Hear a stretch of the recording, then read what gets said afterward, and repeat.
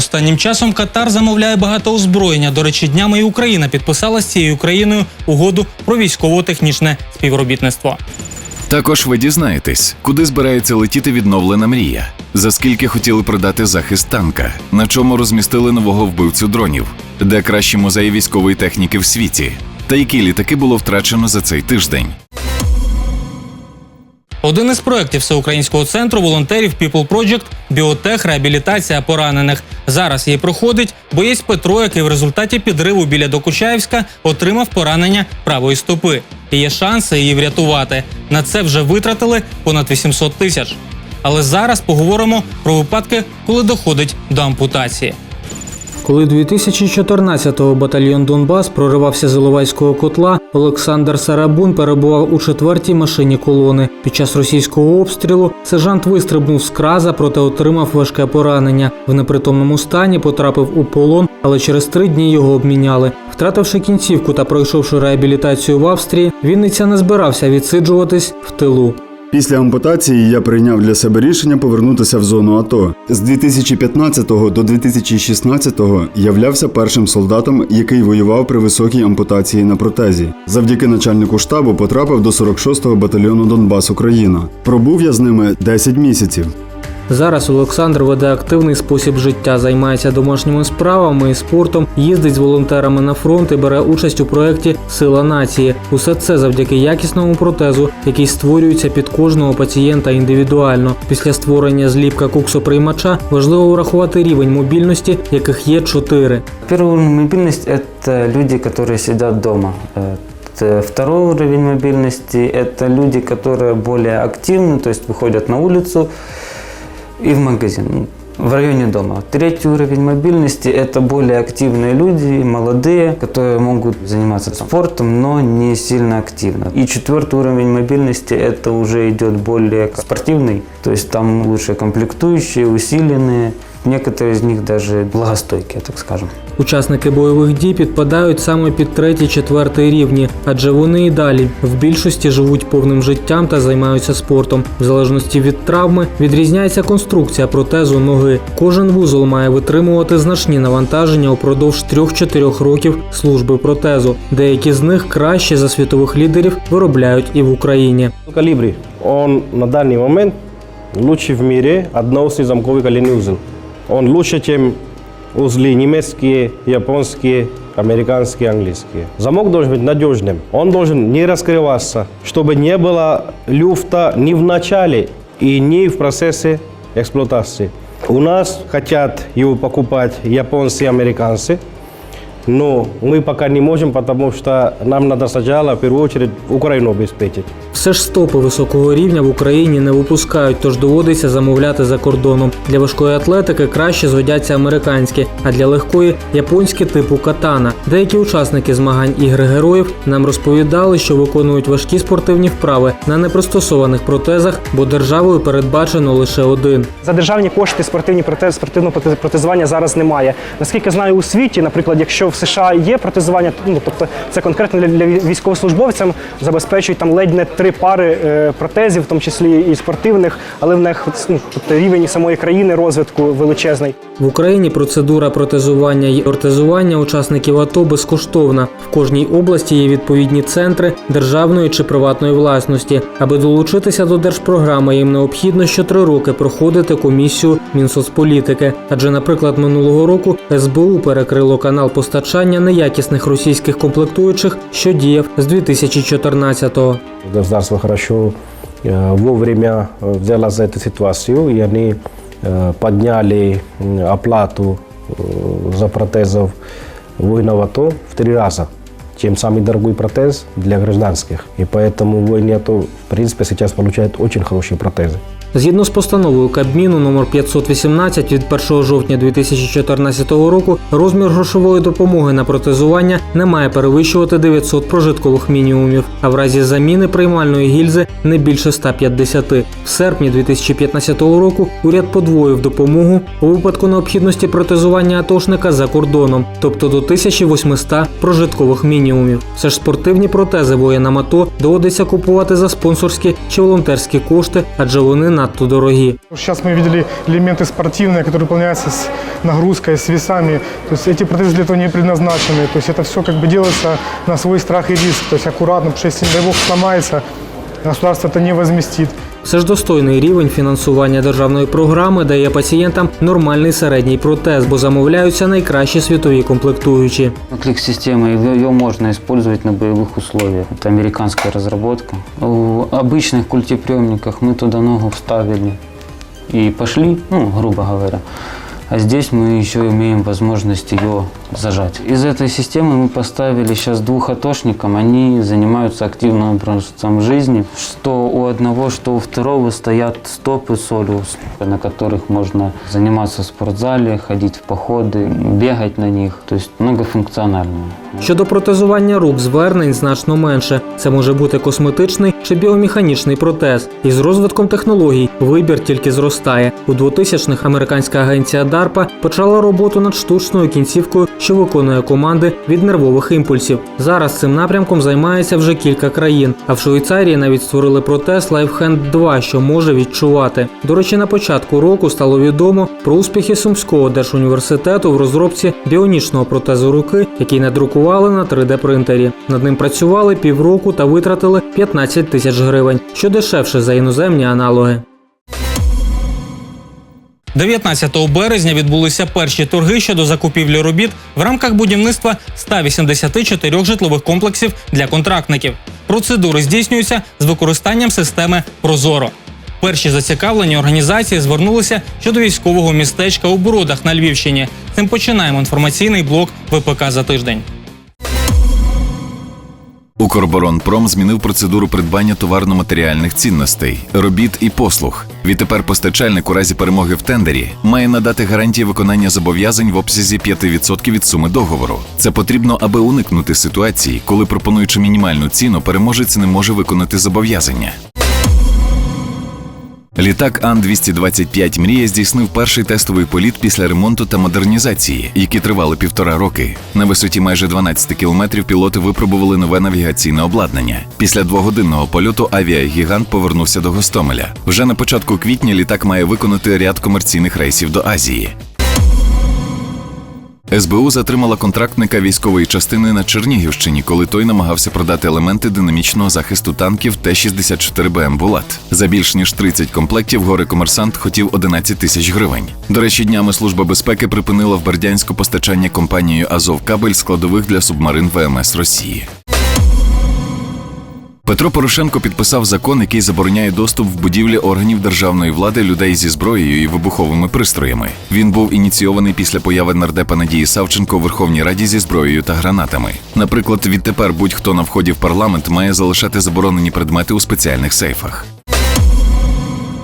Ульяновський патронний завод запустив виробництво патронів 338 Лапуа Магнум і 308 Вінчестер. Армія США заклала в бюджет наступного року кошти для придбання морпіхам 35 тисяч пістолетів М17 і М18. Тим часом польська компанія WBP Рогов почала розбирати радянські калаші на запчастини для компанії Arms of America.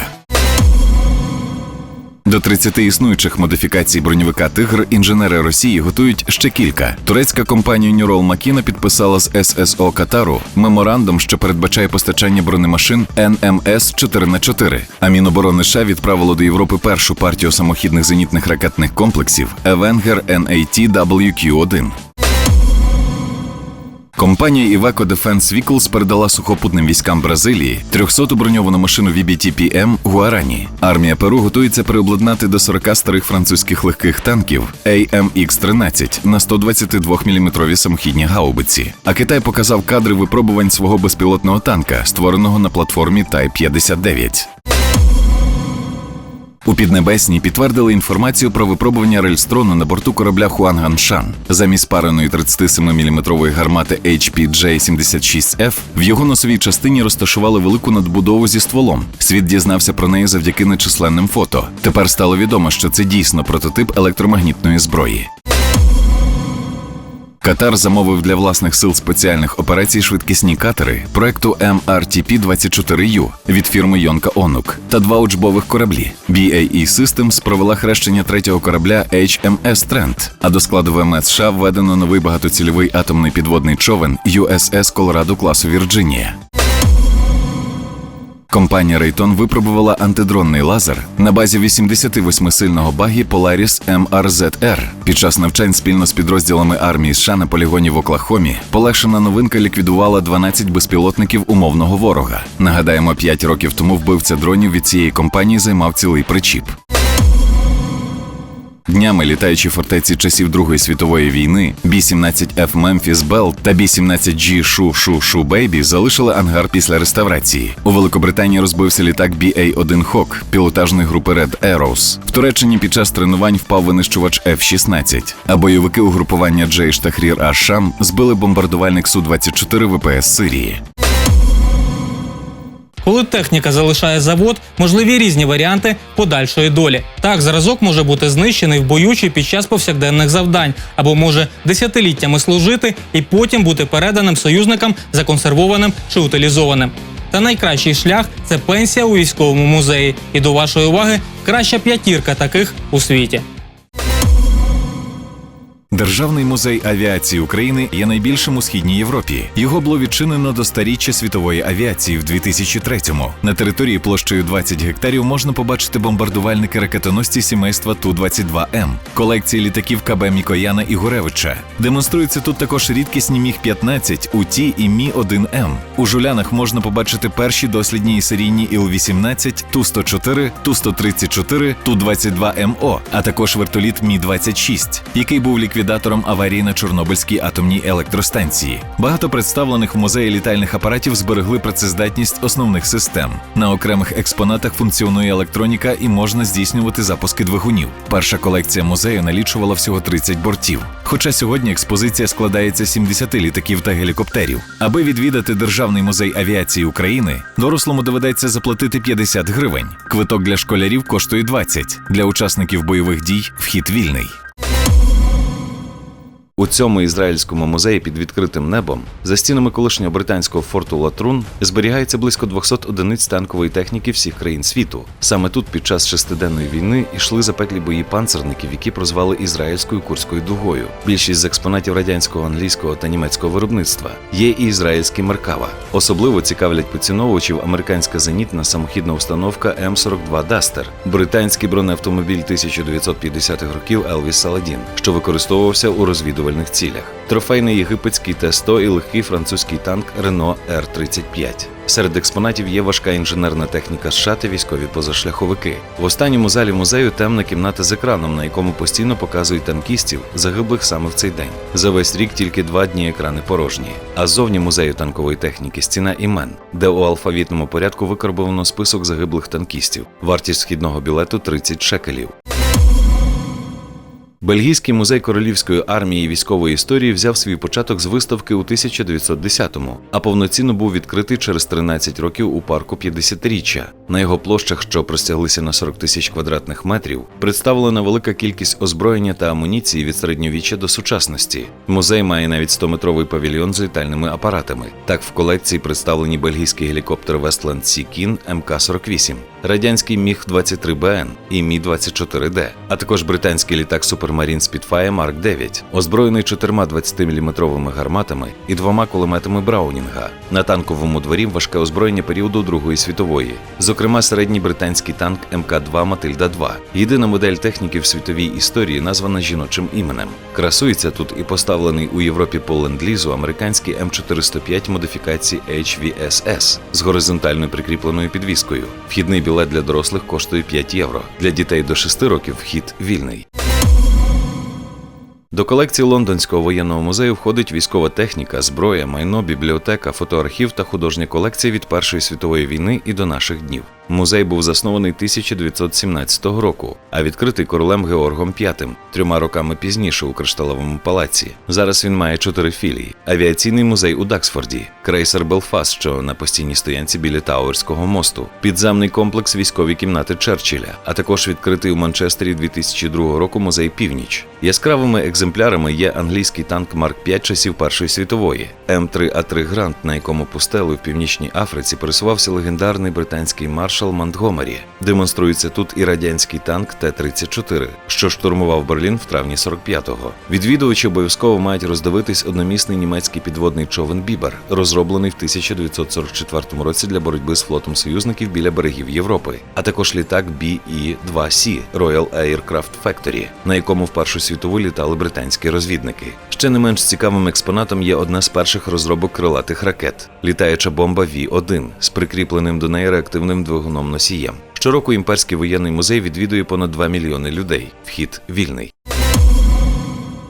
Національний музей авіації і космонавтики США у Вашингтоні відкрито 42 роки тому. Тут знаходиться наймасштабніша у світі колекція літаків, космічних апаратів, ракет, яку щороку відвідує майже 8-10 мільйонів. Від літального апарату Wright Flyer 1903 року випуску до командного модулю Аполлон-11. Серед експонатів також Mercury Atlas 6 або Friendship 7, в якому вперше було здійснено приземлення людини з космосу після орбітального польоту 1962-го. А ще Pioneer H – космічний безпілотник, що 10 років по тому сфотографував Юпітер. Виставлений тут і стенд проекту Аполлон-Союз, з допомогою якого США разом з СРСР випробовували систему управління космічними кораблями на орбіті. Не менш цікавим експонатом музею у Вашингтоні вважають експериментальний літак Х-15. Максимальна швидкість його польоту сягала 7274 км на годину. Саме цей літальний апарат встановив рекорд висоти, що протримався з 1963 до 2004 року. Загалом експозиція музею включає більше 30 тисяч авіаційних та 9 тисяч космічних експонатів. Вхід безкоштовний. Заплатити доведеться лише за паркування. Наступного разу дізнаєтесь про аеродромну техніку та проблеми ВПК України. А на сьогодні це все. Цей та попередні випуски можна знайти на сайті 24 каналу та Ютубі Військового телебачення України. Побачимось!